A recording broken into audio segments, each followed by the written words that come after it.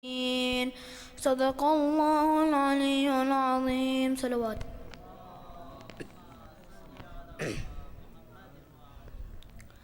In the name of Allah, the All-Merciful, the All-Compassionate. Fatima Zahra, the daughter of the Prophet, peace be upon them, is to have thus related an event. My father, the Prophet of Allah, came to my house one day and said to me, "Peace be upon you, Fatima." I replied, "And upon you be peace." Then he said, "I feel weakness in my body." I said, "Allah protects you from weakness, father." He said, "Fatima, bring the Yemeni cloak and cover me with it." So I brought the Yemeni cloak and covered him with it. Then I looked at him and saw that his face was shining like a full moon with his glory and splendor. After a while, my son Hassan came in and said, "Peace be upon you, mother." I replied, "And upon you peace, O light of my eyes and the delight of my heart." He then said, "Mother, I smell a fragrance so sweet and so pure as that of my grandfather, the Prophet of Allah." I replied, "Yes, your grandfather is lying underneath the cloak."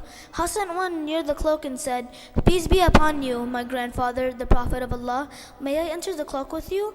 He replied, "And upon you peace, my son and the master of my fountain, Kauthar. You are given the permission to enter." So Hassan entered the cloak with him.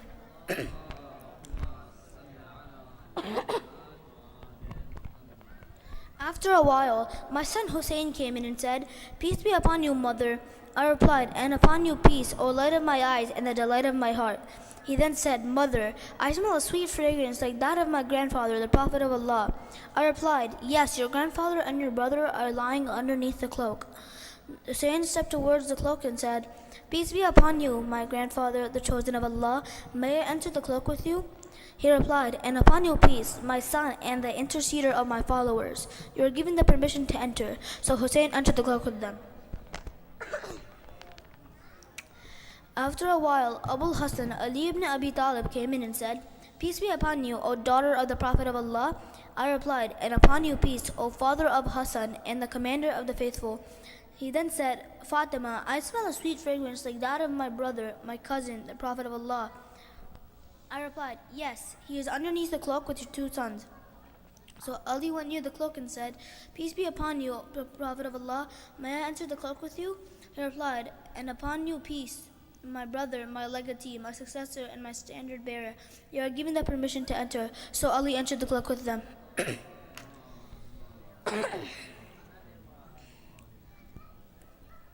Then I stepped forward and said, "Peace be upon you, my father, O Prophet of Allah. May I enter the cloak with you?" He replied, "And upon you peace, my daughter, O part of myself. You are given the permission to enter." So I entered the cloak with them. Getting underneath the cloak, my father, the Prophet of Allah, held the 2 ends of the cloak and raised his right hand towards the heavens and prayed, "O Allah, these are the people of my household, Ahlul Bayt. They are my confidants and my supporters. Their flesh is my flesh, and their blood is my blood. Whoever hurts them hurts me too. Whoever displeases them displeases me too. I am at war with those at war with them. I am at peace with those at peace with them. I am the enemy of their enemies, and I am the friend of their friend. They are from me, and I am from them. O Allah, bestow your blessings, benevolence, forgiveness, and your pleasure upon me and upon them, and remove impurity from them and keep them thoroughly pure." Then the Lord Almighty Allah said, "O my angels, O residents of my heavens, verily I have not created the erected sky, the stretched earth, the illuminated moon, the bright sun, the rotating planets, the flowing seas, and the sailing ships, but for the love of these 5 lying underneath the cloak." Gabriel, the trusted angel, asked, "Who are underneath the cloak?" The Almighty answered, "They are the household of the Prophet and the assets of prophethood. They are Fatima, her father, her husband, and her 2 sons."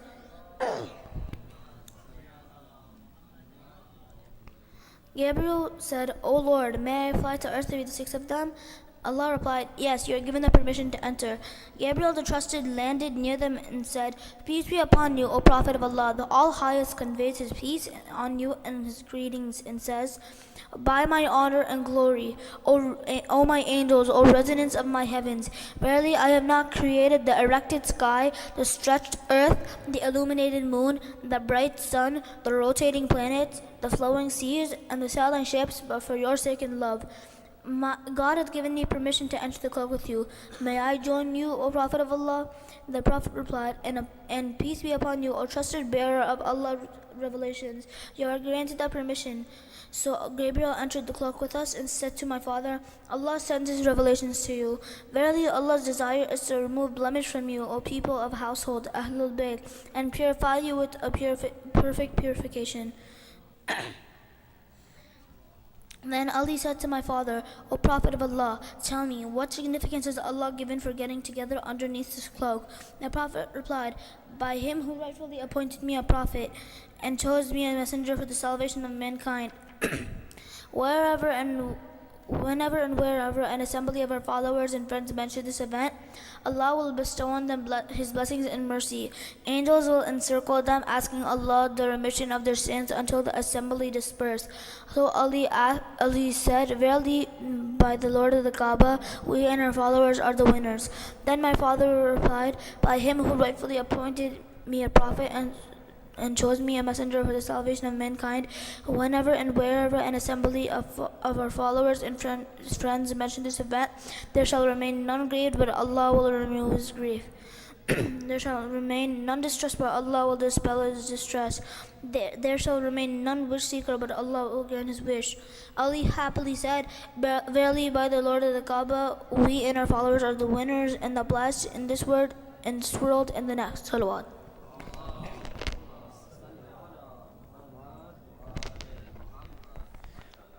Please recite another aloud salawat for Brother Ali for that beautiful recitation of Hadith Qissa.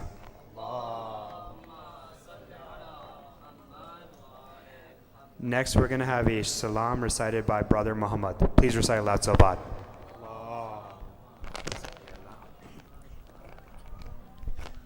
Salawat.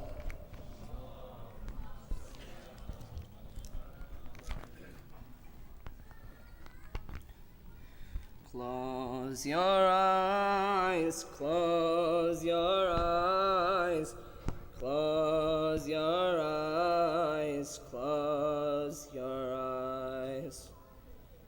The brave Hossein alone at war, they corner him from all his four. One on one, no one can stand. So they throw rocks at his hand. Those who have no rocks to throw, they grab some sand. Hello, hello. Hossein and arrows from head to toe. In pain his face maintains its glow. The sweat of death on the radiant moon. Upon his chest it's the accursed Malun. Oh Zainab, please do not look. Close your eyes, close your eyes. Close your eyes, close your eyes. Close your eyes, close your eyes. The all of Ahmad scatter like ants when fire is put to the tents. The cries of children in the air. History repeats itself, I swear. Zainab's mind goes to Medina.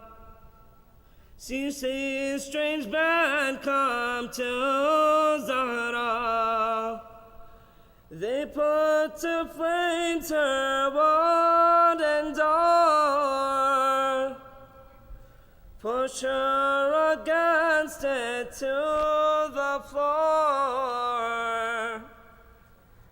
Between the nail of the door and wall, Zahra cries out with a painful call. Oh Zainab, please do not look. Close your eyes, close your eyes. Close your eyes, close your eyes, close your eyes, close your eyes. The sun has bound its head in shame as these animals plunder and claim the rights of the Nabi's Ittira are burned away in the fires. Holding her ears, a young girl cries, angels weep with her in the skies. From young orphans they grievely seize. What a night of darkness it is. From the martyred body of Hossein, they cut his spenger to steal his ring. Oh Zainab, please do not look. Close your eyes, close your eyes. Close your eyes, close your eyes. Close your eyes, close your eyes. Salawat.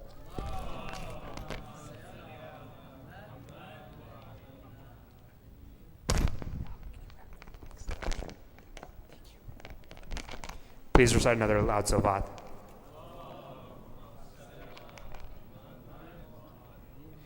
Just a quick update, inshallah, after this program, namaz will take place, and then the Urdu Majlis will take place after that, and then the Shabadari will continue throughout the night.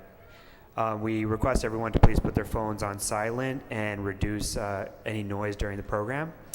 Without further ado, I'd like to invite Sayyid Al-Qazwini to the minbar with a loud salawat.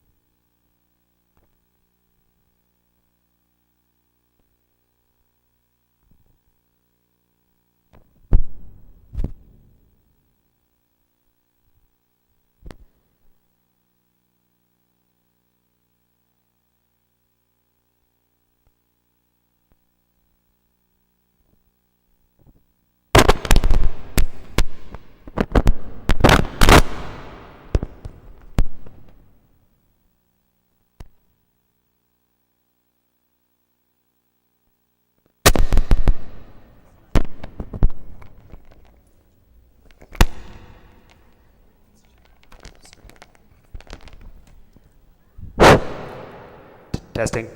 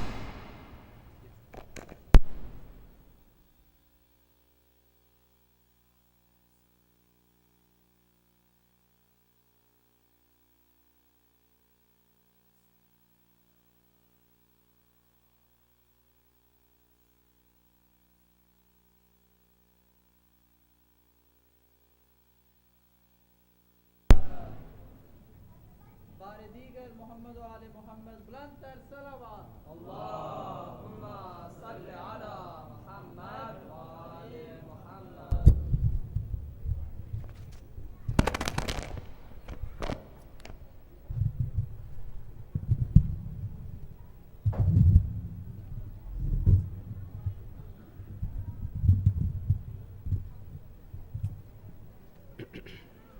Nare Salvat.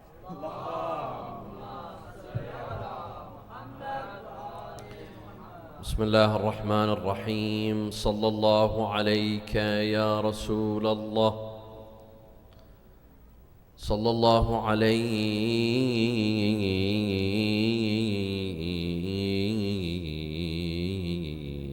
يا سيدي ويا مولاي يا أبا عبد الله يا رحمة الله الواسعة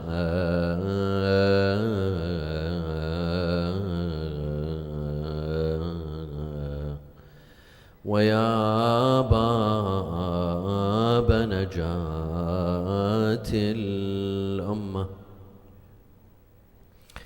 ويا عبرة كل مؤمن ومؤمنة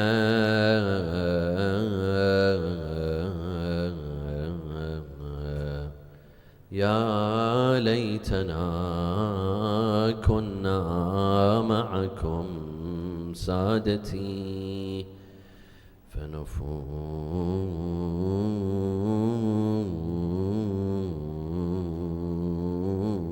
فوزا عظيما. أعوذ بالله من الشيطان الرجيم. بسم الله الرحمن الرحيم. الطلاق مرتان فإمساكم بمعروف أو تسريح بإحسان. صلوا على محمد وآل محمد.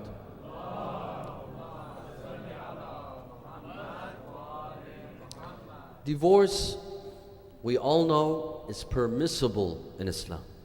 Unlike some other religions, for example, in Catholicism, divorce is not permissible, while in Islam, divorce is permissible. It is halal. However, it is highly discouraged. Highly discouraged. And hence, I tell some individuals when they ask me about the permissibility of divorce, I tell them it's almost haram. Almost. It's not haram. It's halal. But it's almost haram. If any sort of act were to be haram in Islam, on the verge of being haram, would have been divorce. Why? Because it's the destruction of a family.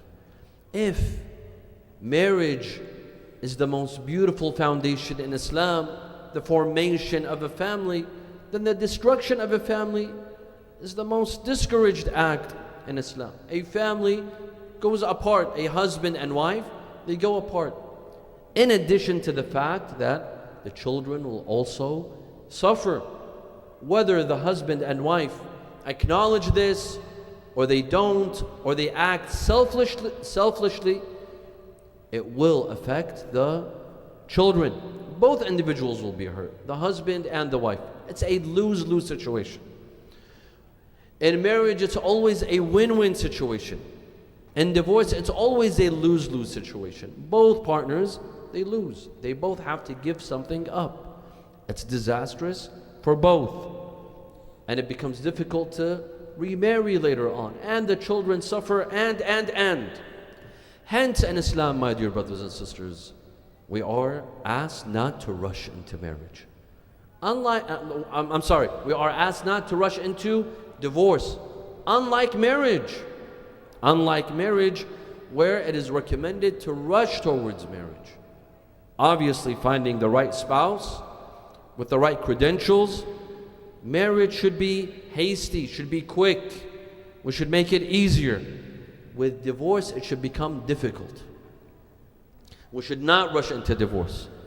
And hence in Islam, the conditions for divorce are difficult, unlike the conditions for marriage. For marriage, you don't need two witnesses, while in divorce, you need two male, religious, adil witnesses. Not that Islam has anything against women, no, but just to make divorce more difficult, Islam has set a condition that there should be two male witnesses. The wife, when the divorce takes place, she may not be on her menstrual cycle. She must be clean. 2, they must not have been intimate during that period. These are all restrictions and conditions just to make divorce more difficult. Today, my brothers and sisters, because of my experience of traveling and visiting various communities, and a lot of brothers and sisters and mu'mineen, they contact us, we see that a lot of couples, they rush into divorce for things that are very petty reasons, unreasonable reasons. Previously, our parents, our grandparents, they handled the name divorce would never be on their tongue. Never. They would always persevere. No matter how difficult marriage is, they remain in that marriage, for richer, for poorer, until death do us part. Today, our youth, for petty reasons, silly reasons, they get divorced, unfortunately.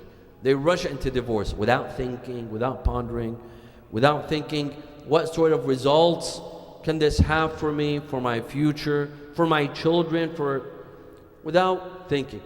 And hence, my dear friends, why is it that after divorce, there's a waiting period called iddah? Iddah, where when a couple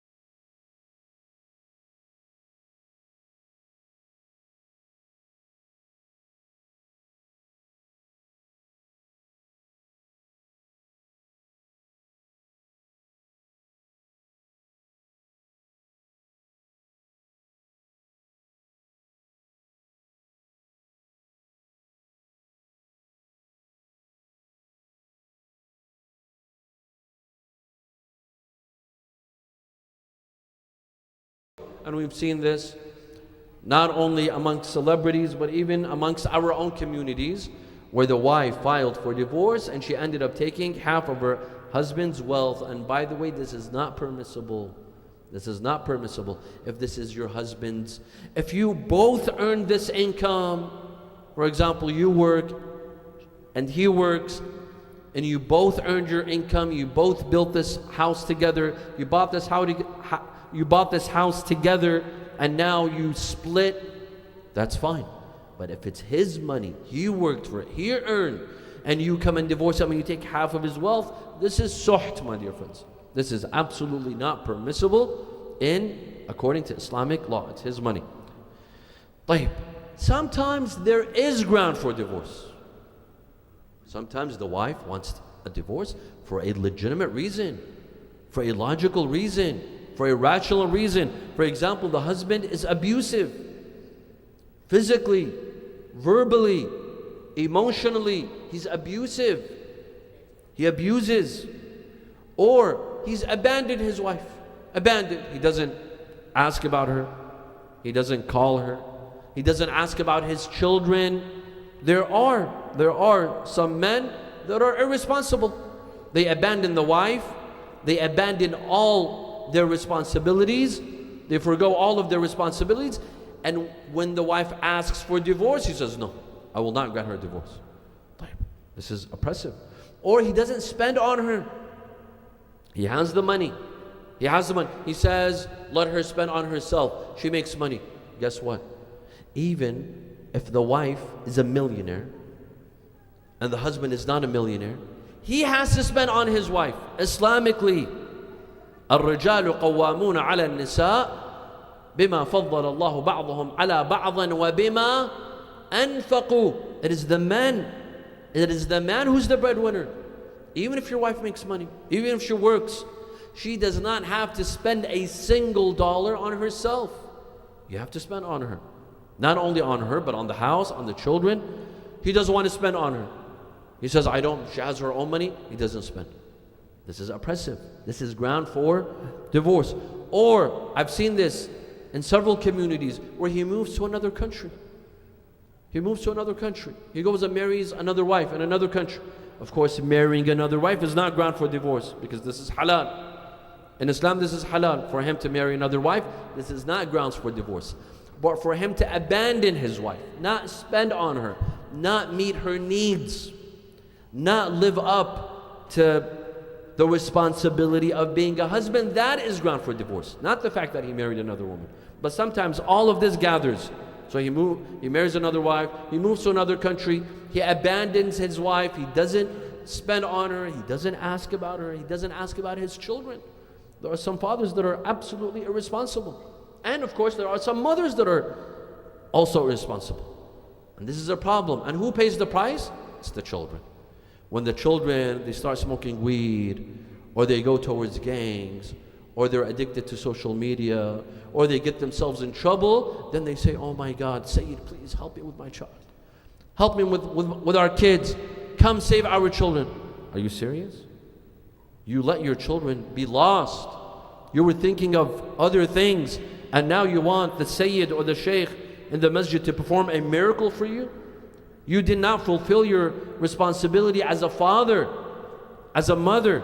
You think that at Idara-e-Jaferia or at the local center, they give you a spell that gives you your children back and all of a sudden they become religious? It doesn't work that way.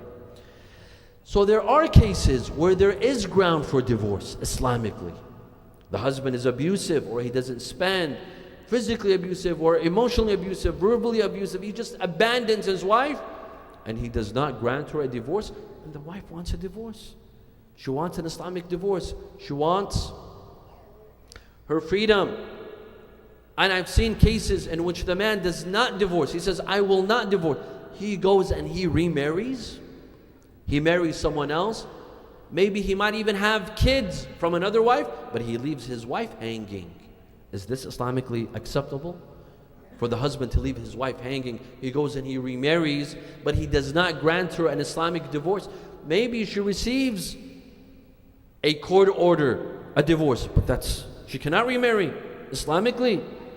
The court order from the judge does not give her the right, the haqq, to remarry Islamically. She has to have an Islamic divorce, but he refuses. So what does she do?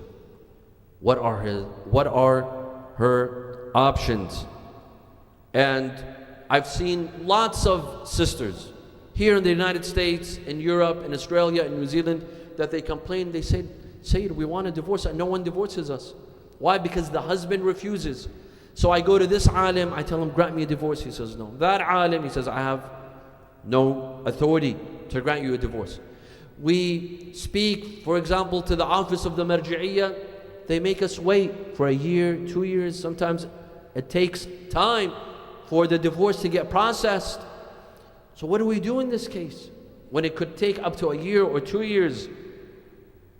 You see, not all of the ulama in the West, they have the authority to perform that type of divorce. What do I mean by that type of divorce? When the husband refuses. If the husband accepts a divorce, this is simple, this is easy. But if the husband refuses to divorce, and the wife wants a divorce, and there is religious ground for divorce, this is not all the ulama have the authority. They need permission from the marja. And this is called al-talaq al-wila'i, or talaq al-hakim. When a hakim shar'i, when a jurist, when a mujtahid performs a talaq, this is permissible. And the mujtahid can give authority to some ulama that he deems fit. If he feels that they are worthy and they are responsible enough, he might give them the authority to perform talaq al-hakim or talaq al-wila'i. But this is not given to all of the ulama. It is only given to some.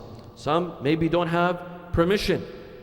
Unfortunately, I've heard cases in which some claim to have permission from the office of the marji'iyah to perform divorce, and it turns out that it was a hoax. And they charged money. They charged money from that poor lady who was asking for divorce, and then it turns out that he had no authority. He did not have the permission of the marji'iyah to perform at-talaq al-shar'i. So the question is, what options does the wife have in this case? What does she do? Islam is against oppression. Why are we here in the month of Muharram and Safar? We take a stand against oppression. What happens in the case when the husband becomes a tyrant, an oppressor, and he refuses to divorce just to perform injustice and oppression upon his wife? Do we allow him to commit injustice?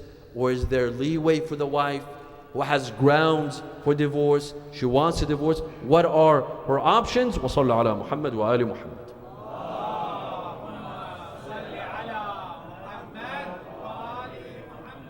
First of all, my dear brothers and sisters, in Islam, divorce is in the hand of the man. This is in Shi'i Islam and Sunni Islam. This is one of the laws that is agreed upon by all schools of thought in Islam, that divorce is in the hands of the man. He can initiate divorce. A wife may not initiate divorce. Islam, Allah subhanahu wa ta'ala has put divorce in the hands of a man. We have a Sahihat Muhammad bin Qais عن أبي جعفر عليه السلام, on the authority of Imam al-Baqir, أنه قضى في رجل تزوج امرأة وأصدقته هي واشترطت عليه أن بيدها الجماع والطلاق فقال خالفت السنة ووليت حقا ليست بأهله. So a man marries a woman, Imam al-Baqir is asked about a man who marries a woman. The woman tells him, I will decide when we get divorced. Can he give her the right of divorce? Can the right of divorce be transferred like Zelle, when you transfer money from one account to another? Can you Zelle your right of divorce? The Imam says no. Khalafat as-sunnah. Divorce is in the hand of the husband. You might ask why? Is this fair? Is it fair that Islam put the hands of divorce in the hands of men and not in the hands of women? You see, my dear brothers and sisters, we can't be emotional about this.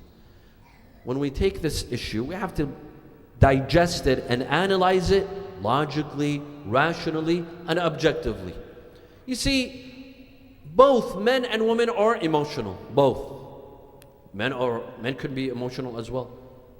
Some men have temper issues. They can get angry. And women are also emotional. But who is more emotional? Who's more emotional? Women are more emotional. And women will testify to this. This is not a man's testimony. We're not misogynistic. This is facts that some women could be more, or the majority of women could be more emotional than men. And this is not a bad thing. We're not saying this in a negative connotation. Allah subhanahu wa ta'ala has given women more emotions. This is a good thing. This is not a bad thing. Why? Because who deals with the kids the most?